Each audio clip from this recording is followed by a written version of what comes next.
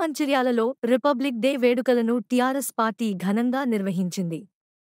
మాజీ ఎమ్మెల్యే నడిపెల్లి దివాకర్ రావు జాతీయ జెండాను ఆవిష్కరించారు.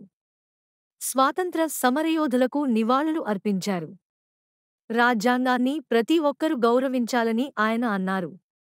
కార్యక్రమంలో మాజీ మున్సిపల్ చైర్మన్ పెంట రాజయ్య, డిసిసిబి డైరెక్టర్ ఎర్రం తిరుపతి, నాయకులు నడిపెల్లి విజిత్ రావు, మాజీ కౌన్సిలర్ పల్లె రాజన్న, కార్ల తిరుపతి, వేముల గురవయ్య, పెంట ప్రదీప్, శ్రీనివాస్, అమ్రోస్, గడ్డం అశోక్, పెంట లచ్చన్న, ధరణిపోసం తదితరులు పాల్గొన్నారు.